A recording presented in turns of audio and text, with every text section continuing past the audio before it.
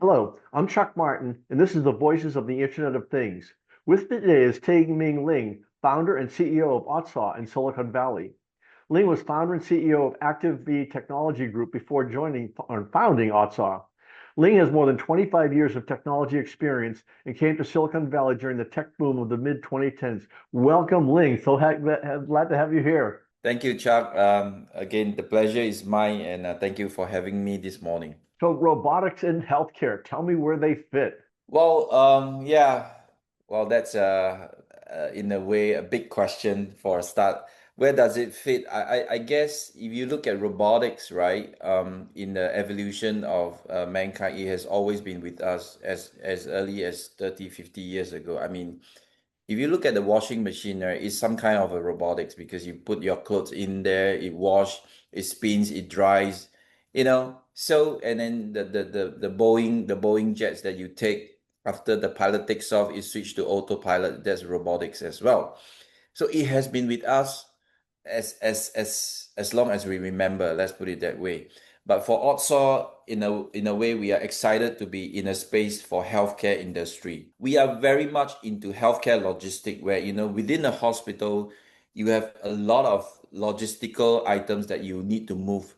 Example, from food catering to linens to waste to pathology to pharmacy to surgical tools, sanitizations, at least 7 to 8 major tasks you need to move. And we are talking about easily for us, right? 600 trips to 1,000 trips in a typical hospital per day.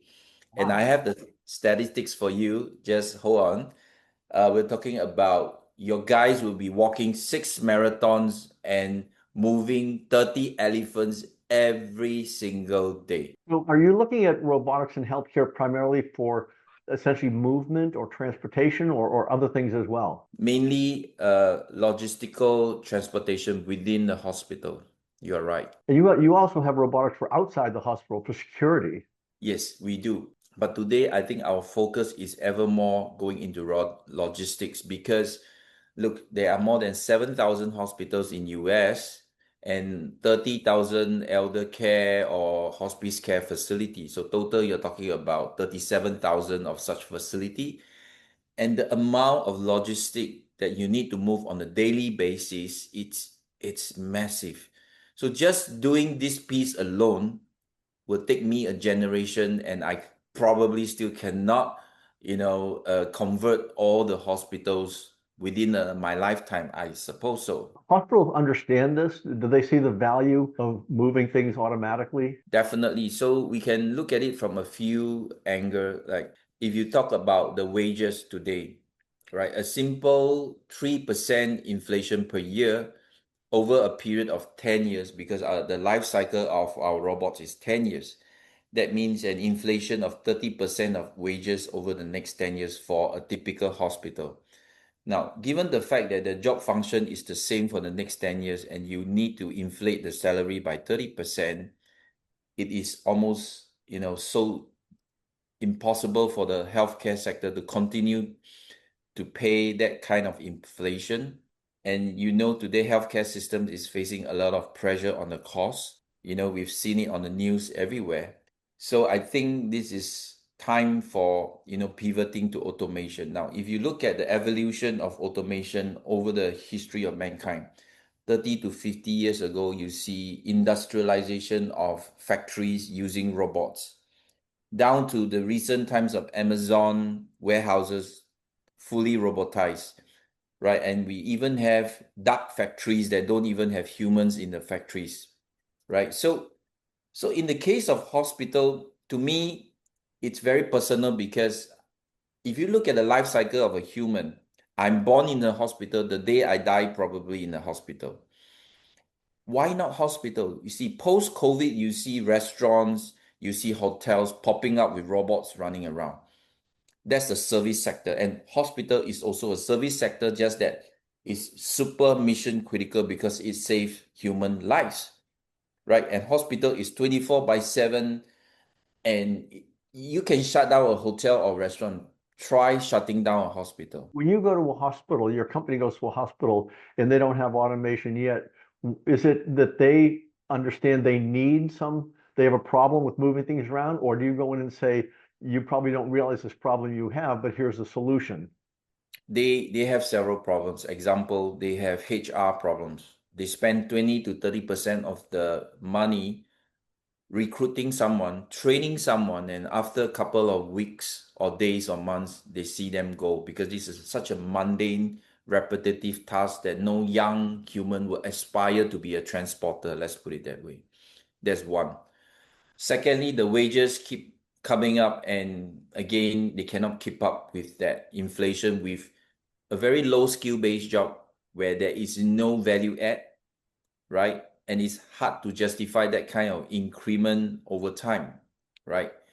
I think thirdly, from a sustainability automation factor, you don't have to deal with someone is sick, someone is not not free or etc. So automation gives you that kind of very sustainable, predictable certainty that it runs like a clock, it never stops, right? 24 by 7. Right. So if you look at all these factors, and also within I would say the modern US hospital is a very complicated operations because there are so many departments within the hospital, and each department is so critical in its own way. If one guy drops the ball, then you find that the thing cannot go through seamlessly. So which means so many manpower is needed. And I often see that there are shortage of healthcare staff. So you can repurpose some of these mundane tasks that does not need human, where the patient care needs more human. You can retrain and upskill these people to do more patient care near the bedside. I emphasize value can be added near the bedside where the patient is. What we are doing, the logistical items are far away from the bedside. They are in the basement, they are in the back of house where robots can do the job and it does not affect the clinical outcome of the patient, right? So So you've there been are, doing this for a long time. When artificial intelligence started to really take off with large language models and ChatGPT and so, did that change what you do or how your robotics work? it didn't change. It further reinforced that robot is here to stay. You're talking about that is general AI, where it again is a different type of AI. What we are doing is more physical AI here, like we're talking about autonomous drive technology, etc., 3D mapping, localization, dynamic obstacle avoidance. So it just basically uplift that I would say the common knowledge of AI and robotics is getting more pervasive, right? And how it helps human at the end of the day to save those very mundane, repetitive tasks, right? Of course, ChatGPT, it's more, I would say, used on a consumer base. Our product is more B2B. But in general, the whole sense of AI and robotics, it just gives people more awareness and education about what AI can do and cannot do. I mean, AI is good, but it's not human. It's not perfect like human. That's why I still say that human is the most intelligent, creature. No AI can replace human.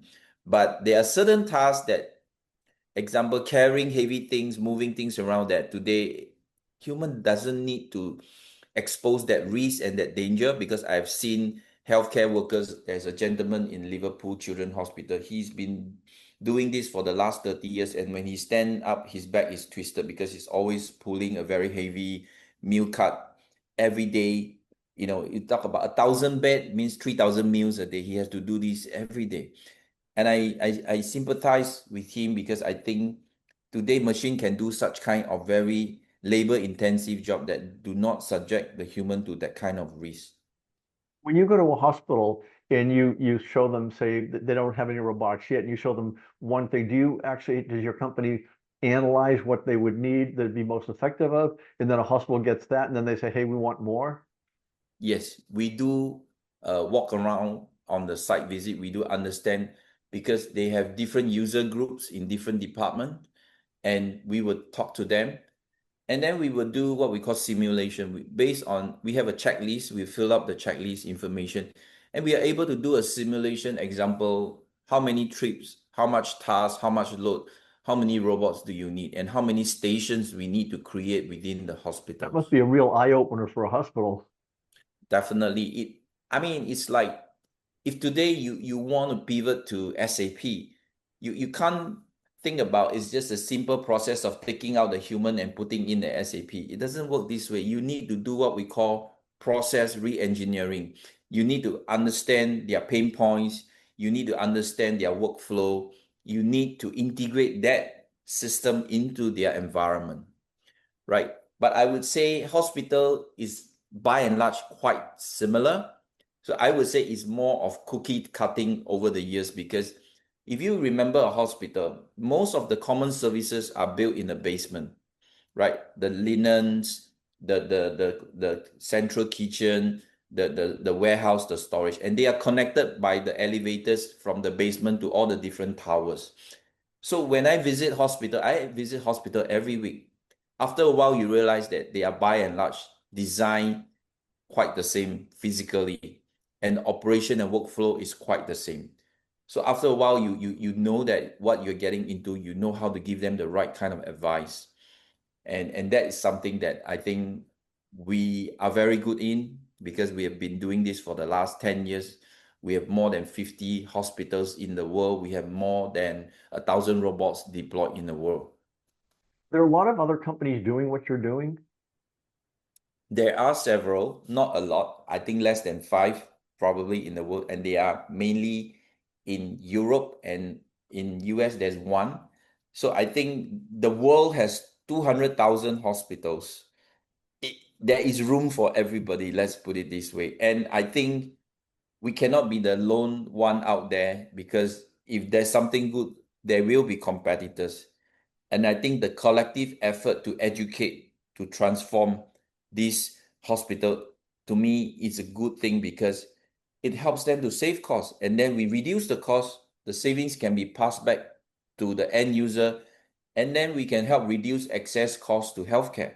And that's what I want to impact the society. Which of your technologies seems to be the most, I'd say the most used? Because you have technology that moves very heavy things, you have technology that moves light things a lot. But like, where's the biggest use you see? Okay, so you see on my screen, there is the Trans car, the bigger guy, the flatbed robot. It carries 1,000 pounds, right? It moves all the heavy things like food, linen, waste. And because there are so many of these logistic items that need to be moved on a daily basis.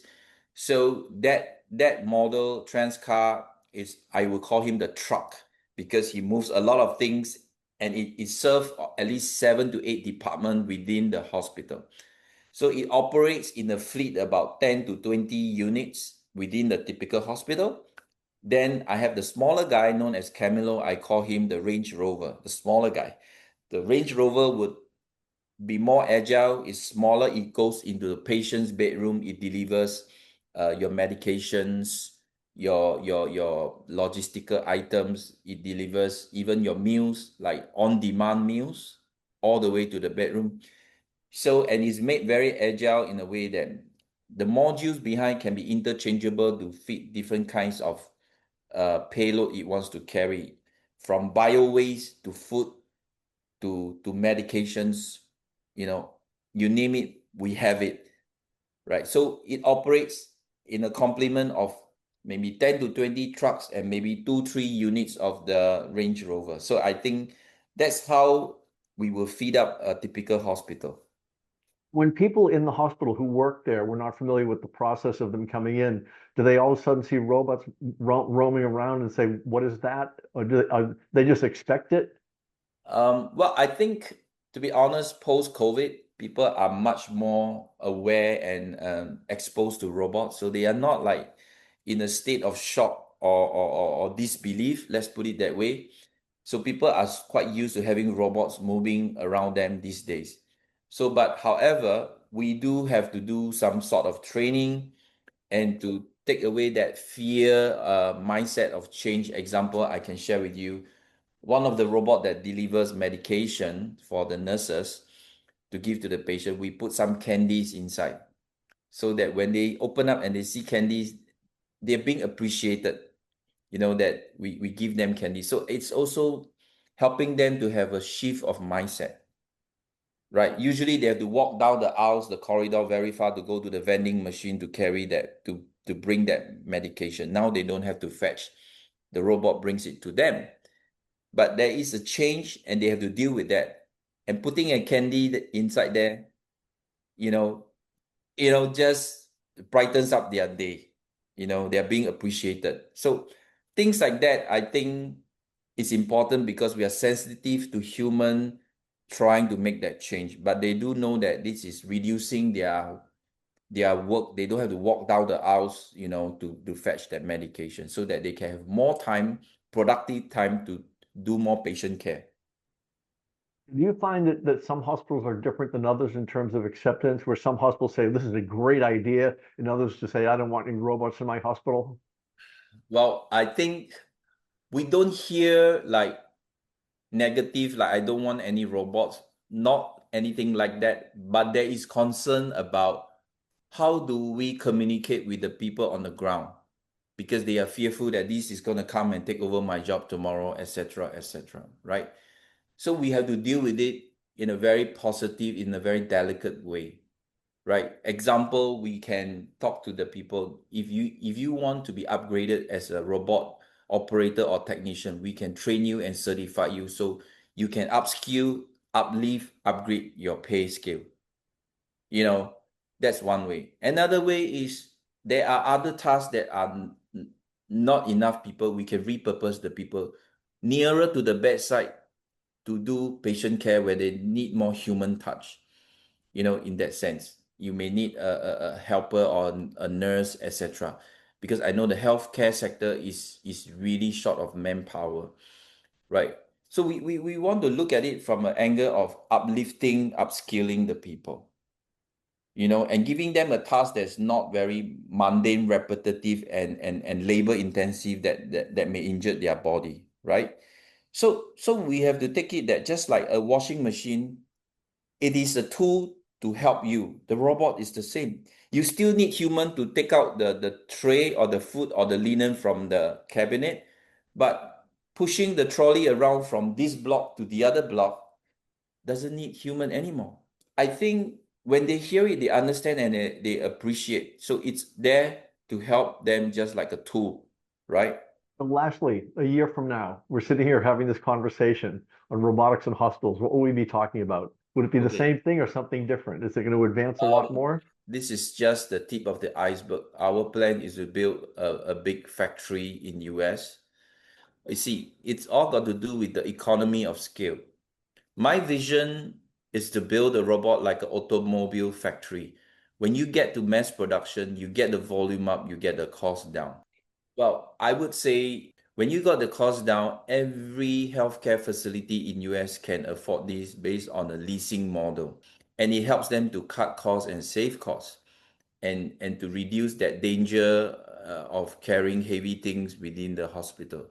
This is something that is very useful, in the long term.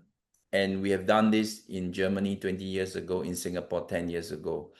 I mean, in a way, US is late to the party, but that presents a huge opportunity. It's never too late.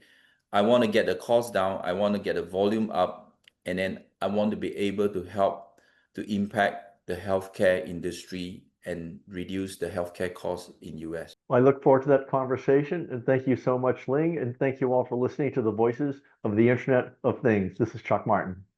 Thank you, Chuck.